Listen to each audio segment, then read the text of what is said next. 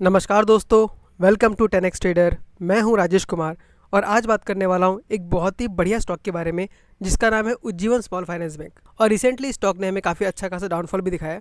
आप यहां से देख सकते हैं 60 का हाई लगाने के बाद, जो कि इसका लाइफ टाइम हाई भी था, वहाँ से स्टॉक अराउंड 50% करेक्ट हो चुका है और अभी हमको 40 के आसपास मिल रहा है। तो इस वीडियो में वही बात करने वाला हूँ कि क्या ये स्टॉक अभी एक बहुत बेहतर अपॉर्चुनिटी दे रहा है बाय करने का, या ये हमको एक ट्रैप में फंसा सकता है। तो अगर आप भी इस स्टॉक में इन्वेस्टेड है और आपको लॉस अगर हो रहा है या आप इस स्टॉक को इन्वेस्ट करने के बारे में सोच रहे हैं, तो इस वीडियो को ध्यान से देखिए। मैं डिटेल में बात करने वाला हूँ कि स्टॉक में आगे जाके क्या हो सकता है। तो सबसे पहले हम ऊपर का नंबर्स देख लेते हैं। ये जो बैंक है एक स्मॉल कैप बैंक है। आप देख सकते हैं ओनली 7,000 करोड़ का मार्केट कैप है। करंट प्राइस 40 का चल रहा है। इसने हाई लगाया था 63 का, और जो स्टॉक का प्राइस टू अर्निंग है वो ओनली 6 है, यानी बहुत ही कम है। बुक वैल्यू अगर देखें तो 28.7 का है और करंट प्राइस जो है वो बुक वैल्यू के दुगने से कम पे चल रहा है। तो जो बुक वैल्यू का जो रेशियो है, प्राइस टू बुक वैल्यू का जो रेशियो है वो 2 से कम है, यानी कि जो स्टॉक है आपका थोड़ा अंडर वैल्यूड है। डिविडेंड यील्ड अगर देखें तो बहुत ही अच्छा खासा डिविडेंड यील्ड है हमारे पास 3.75% का। आरओई देखें तो 26% है, बहुत ही बढ़िया है। आरओसी 11% है और फेस वैल्यू इसका 10 है। तो कंपनी का अगर ऊपर ऊपर से नंबर्स देखो तो मुझे काफ़ी अच्छा लग रहा है, इस पर कोई खराबी नहीं है। अगर बैलेंस शीट में आके एक बार देखें तो इक्विटी कैपिटल आप देख सकते हैं 519 करोड़ है, जो कि ठीक ठाक है। रिजर्व्स अगर देखें तो कंटिन्यूसली बढ़ रहा है। आप ये देखिए 185, 256, फिर 2017 में काफ़ी ज़्यादा लॉस हो गया था इसलिए जीरो हो गया था, फिर बढ़ के 7, 180, 1200, 1290, फिर 2021 में थोड़ा बहुत बैंक में प्रॉब्लम आ गया था जिसके वजह से इसका रिजर्व फिर से घट गया और 874 पे आ गया, फिर 2054 हो गया और अभी 5,000 पे चल रहा है इसका रिजर्व। तो देख सकते हैं थोड़ा वॉलेटाइल तो है, लेकिन इतनी छोटी कंपनी में वॉलेटिलिटी कॉमन सी बात है। लेकिन अभी आप देख सकते हैं कि जो रिजर्व है वो 5,000 करोड़ का हो चुका है, जो कि हाईएस्ट एवर है। पिछले 10 सालों में अगर देखें तो हाईएस्ट एवर रिजर्व कंपनी के पास अभी है। और वहीं पर अगर हम बोरोविंग्स देखें तो इस बोरोविंग को देख के आप डरिएगा मत, क्योंकि बैंक में बोरोविंग का मतलब होता है कि आपका डिपॉजिट किस तरीके से बढ़ रहा है। हम जो बैंक में पैसे जमा करते हैं वो हमारे लिए तो डिपॉजिट है, लेकिन बैंक के लिए वो कर्जा है, क्योंकि बैंक को उसके ऊपर इंटरेस्ट देना पड़ता है। और बाकी कुछ लाइबिलिटीज़ को मिला के देख सकते हैं एक्स्ट्रा 1,000 करोड़ का है। तो टोटल जो लाइबिलिटी है वो 40,000 करोड़ का है। लेकिन ये चिंता करने वाली बात नहीं है, बैंक का काम ही यही है कि यहाँ से पैसा लो और वहाँ पे ज़्यादा इंटरेस्ट से पैसा दे दो। वहीं पे अगर प्रॉफिट एंड लॉस के देखिए तो रेवेन्यू आप देख सकते हैं कंटिन्यूसली इंक्रीज कर रहा है। 148 करोड़ से आज लगभग 6,000 करोड़ के आसपास पहुंच चुके हैं हम 10 सालों में। तो एक बहुत ही अच्छा खासा ग्रोथ है। और अगर हम नेट प्रॉफिट देखें तो 2 करोड़ से वो 1250 करोड़ पे आ चुका है। पिछले क्वार्टर से, पिछले साल से थोड़ा सा कम है, लेकिन हमें काफ़ी अच्छा खासा स्टेबिलिटी नजर आ रहा है कि कंपनी हर साल 1,000-1,200 करोड़ का प्रॉफिट कर रही है। वहीं अगर ईपीएस देखें तो ईपीएस भी 6.45 पर पहुंच गया है, जो कि काफ़ी अच्छा है। और कंपनी डिविडेंड तो हर साल देती है, ये एक एक्स्ट्रा बेनिफिट आपको मिलता है। तो बैलेंस शीट इस कंपनी का स्ट्रॉन्ग है, प्रॉफिट भी हर साल बढ़ते जा रहा है। और अगर हम पीयर से कंपेयर के देखें, मतलब बाकी बैंकों के साथ कंपैरिजन करें, तो आप देख सकते हैं हर बैंक का जो प्राइस टू अर्निंग है वो अराउंड 19, 14, 20 का है, 15 का है। येस बैंक का तो 48 तक का पी है, लेकिन फिर भी लोग उसमें पागलों की तरह दौड़ के जा रहे हैं उसे बाय करने के लिए, इस सोच में कि स्टॉक बहुत बढ़ जाएगा, लेकिन ऐसा होने का चांसेस बहुत ही कम है। वहीं पे उज्जीवन स्मॉल फाइनेंस को देखें तो उसका प्राइस टू अर्निंग सिर्फ 6 के ऊपर है, यानी कि इन सब बैंक्स में से सबसे सस्ता बैंक हमको फिलहाल उज्जीवन स्मॉल फाइनेंस बैंक मिल रहा है। अगर आरओई देखें तो सबसे highest Ujjivan small finance bank का ही है। तो आप देख सकते हैं जहाँ पे वैल्यूएशन उज्जीवन का सबसे सस्ता है, वहीं पे इसके जो नंबर है सबसे हाईएस्ट है बाकी बैंक से कंपेयर करें तो। अब इन्वेस्टर्स में अगर आके देखें तो आप देख सकते हैं प्रमोटर्स के पास जहाँ 83% था, अब वो घट के 0% हो गया है। तो यहाँ बहुत लोगों को शौक लग जाएगा कि बाप रे, जीरो कैसे हो गया।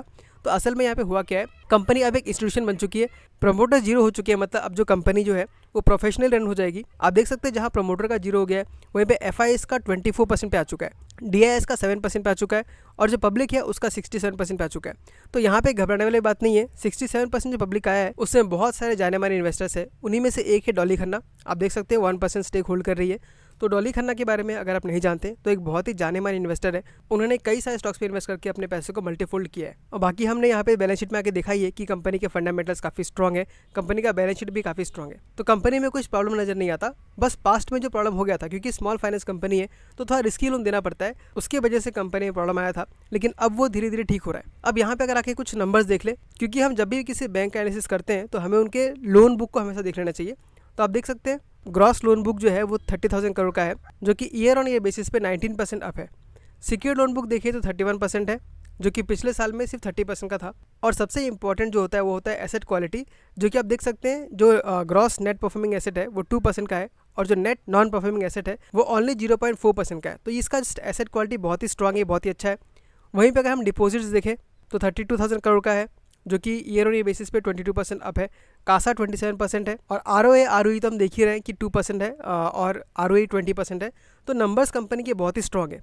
अब बस हम आके देख लेते हैं कि कंपनी का चार्ट हमें कैसा दिखा रहा है, उसके बाद हमारा कंप्लीट एनालिसिस हो जाएगा और मैं ये भी बताऊंगा कि मैंने अभी इसमें स्टॉक में क्या किया है और मैं इसके बारे में फ्यूचर में क्या सोच रहा हूँ। तो इस वीडियो को लास्ट तक देखिएगा। आप देख सकते हैं अभी मैंने चार्ट ओपन कर दिया है और आप देख सकते हैं हमको यहाँ पे क्लियरली दिख ही रहा है कि स्टॉक हमको एक inverted head and shoulder pattern या आप इसको एक राउंडिंग बॉटम भी बोल सकते हैं बनाता हुआ नजर आ रहा है।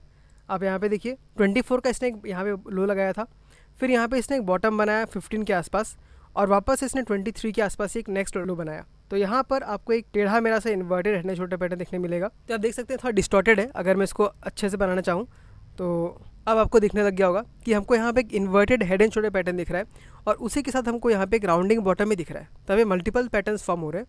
आप यहाँ पे देखिए यहाँ से यहाँ तक स्टॉक ने हमको एक राउंडिंग बॉटम बनाता हुआ दिखाया। तो ये दोनों ही जो पैटर्न्स बने हैं, ये दोनों ही पैटर्न हमको दिखाते हैं ट्रेंड रिवर्सल का इंडिकेशन। तो अब देखिए जब यहाँ पे ट्रेंड रिवर्स होता है तो हमको यहाँ पे अलग अलग टारगेट निकल के आते हैं।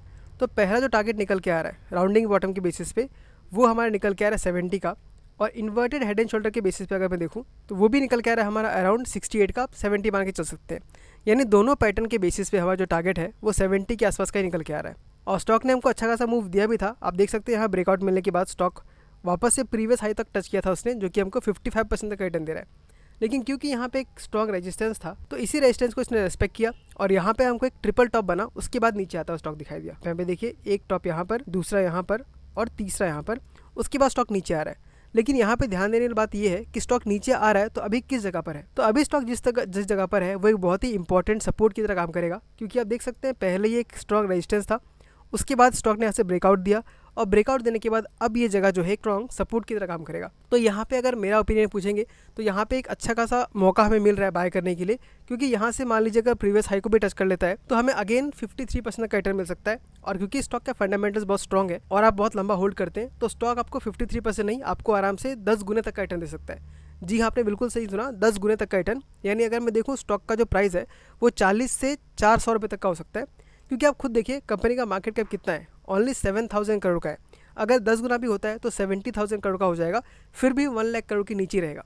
तो ऑफकोर्स कंपनी बहुत ज़्यादा दम है, इस बैंक में दम है आगे बढ़ने का, 10 गुना होने का, और इसीलिए मैंने अपने फैमिली के अकाउंट से इसमें बाय करके रखा हुआ है। आप यहाँ पे देखिए उज्जीवन स्मॉल फाइनेंस मेरे पास अराउंड 640 क्वांटिटीज़ है, जिसका एवरेज 43 रुपीज़ का मान के चलिए, और फिलहाल मुझे वहाँ पे 6 रुपीज़ तक का लॉस हो रहा है। तो इसमें ऑफकोर्स अगर मुझे और थोड़ा नीचे मिलता है तो मैं अच्छा खासा स्टेक इसमें लूँगा, और जब मैं स्टेक लूँगा इसमें तो मैं टेलीग्राम चैनल पे अपडेट कर देता हूँ या कम्युनिटी पोस्ट में भी अपडेट कर देता हूँ। चलिए अब देख लेते हैं कि अगर स्टॉक यहाँ से नीचे गिर गया तो कहाँ तक आ सकता है। तो अगर स्टॉक यहाँ से नीचे गिरता है तो नेक्स्ट सपोर्ट हमको सीधा मिलेगा 32 के आसपास, या आप 33 मान लीजिए। तो यहाँ से अगर 33 तक आता है तो हमको अराउंड 16-17% तक का और भी डाउनफॉल देखने के लिए मिल सकता है। तो वो अगर डाउनफॉल आता है तो एक बहुत ही अच्छा मौका होगा स्टॉक को एक्यूमुलेट करने का।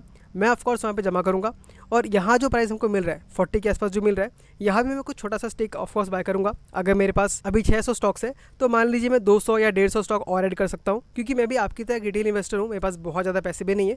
आपके पास जितना पैसा आता है मेरे पास भी उतना ही आता है, तो उन्हीं में से मैं एडजस्ट करके यहाँ पे इन्वेस्ट भी करता हूँ। तो ये था उज्जीवन स्मॉल फाइनेंस का एनालिसिस। यहाँ मैंने सब कुछ बताया, इसके फंडामेंटल्स कैसे हैं, टेक्निकल चार्ट के बारे में डिस्कस किया, मैं इसके बारे में क्या सोचता हूँ वही मैंने देखा, और मैंने अपना होल्डिंग भी आपको दिखाया। तो आई होप आपको ये वीडियो अच्छा लगा होगा। अगर आपका कुछ कमेंट्स है तो कमेंट करके बताइए, और अगर आप कुछ पॉइंट ऐड करना चाहते हैं तो भी कमेंट में लिखिए, मैं हर कमेंट को पढ़ता हूँ और रिप्लाई करता हूँ। और अगर आपको वीडियो अच्छा लगा तो इस चैनल को सब्सक्राइब कर दीजिए, क्योंकि उससे मुझे बहुत मोटिवेशन मिलता है और मैं ऐसे वीडियोस कंटिन्यूसली बनाते रह पाता हूँ। तो ठीक है दोस्तों, आज की वीडियो में इतना ही। मिलता हूँ आपसे अगले वीडियो में किसी अगले स्टॉक के साथ। तब तक के लिए टाटा, बाय बाय, टेक केयर।